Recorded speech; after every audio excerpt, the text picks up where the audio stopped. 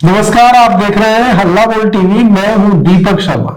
जो खबर आ रही है वो ये है कि प्रशांत किशोर के साथियों जनसुराज के कार्यकर्ताओं नेताओं को पुलिस ने एसटीएफ ने गिरफ्तार किया है, कई थानों में ले जाया गया है। इसके बाद प्रशांत किशोर ने आपात बैठक बुलाई है और अब वे खुद थाने जा सकते हैं।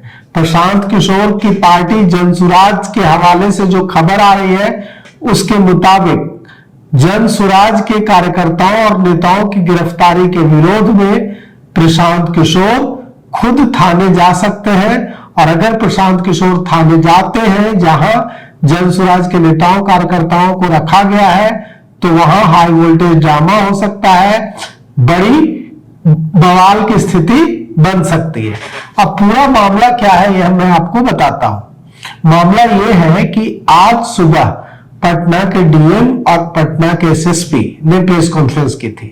इसमें एसएसपी कार्तिकेय शर्मा ने कहा था कि बांकीपुर चुनाव में जो भी प्रचार करने दूसरे जिलों से लोग आए थे बांकीपुर, उन्हें अब बांकीपुर में नहीं रहना है। मॉडल कोड ऑफ कंडक्ट लागू है, आदर्श आचार संहिता लागू है, तो उन्हें अब बांकीपुर विधानसभा क्षेत्र, जो भी बांकीपुर के मतदाता नहीं है वे बांकीपुर में नहीं रह सकते।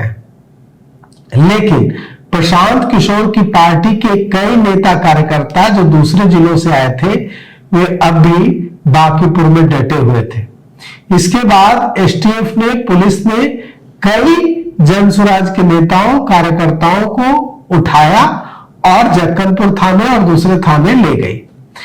प्रशांत किशोर की पार्टी इसे पॉलिटिकल वेंडेटा करार दे रही है। प्रशांत किशोर की पार्टी कह रही है कि ये सरकार की बौखलाहट है, भारतीय जनता पार्टी की बौखलाहट है और उनके नेताओं कार्यकर्ताओं को निशाना बनाने की कोशिश की जा रही है।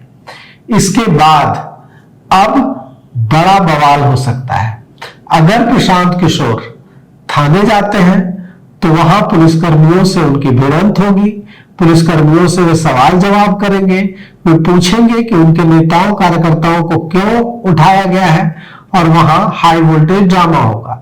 इससे पहले आज दिन में सुबह जनता दल यूनाइटेड के मुख्य प्रवक्ता नीरज कुमार थाने पहुंचे थे और उन्होंने प्रशांत किशोर पर एफआईआर कराई।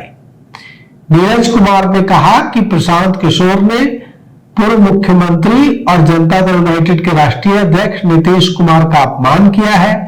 नीतीश कुमार ने एक वीडियो जारी किया था जिसमें नीतीश कुमार ने अपील की थी बांकीपुर के लोगों से भारतीय जनता पार्टी के कैंडिडेट नीरज सिन्हा को विजयी बनाने की।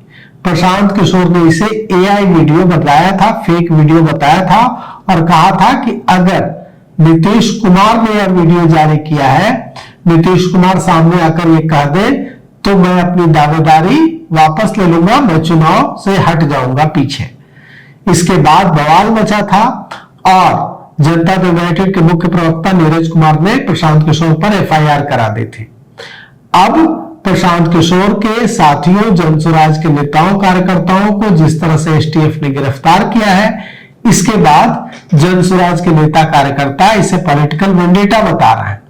लेकिन अगर हम गौर करें तो मॉडल कोड ऑफ कंडक्ट, आदर्श आचार संहिता, इसकी इजाजत नहीं देता है कि चुनाव प्रचार खत्म होने के बाद जो 48 घंटे की अवधि, 48 घंटे वोटिंग के 48 घंटे से पहले चुनाव प्रचार खत्म हो जाता है, उसके बाद किसी में जिस विधानसभा क्षेत्र में चुनाव है उस विधानसभा क्षेत्र में वही व्यक्ति रहेगा जो वहां का मतदाता है।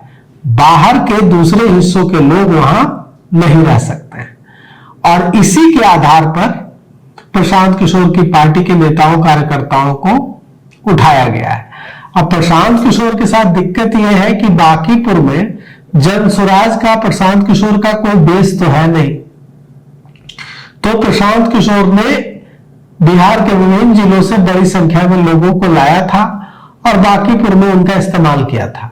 अब अगर बांकीपुर से दूसरे जिलों से आए लोगों को हटा दिया जाएगा तो प्रशांत किशोर को शायद हर बूथ पर पोलिंग एजेंट तक नहीं मिले और इसीलिए प्रशांत किशोर कोई मानने में दिक्कत हो रही है, लेकिन आदर्श आचार संहिता मॉडल कोड ऑफ कंडक्ट इसकी इजाजत नहीं देता है। और police model code of conduct आदर्श आचार संहिता का हवाला देते हुए ऐसा कर रही है।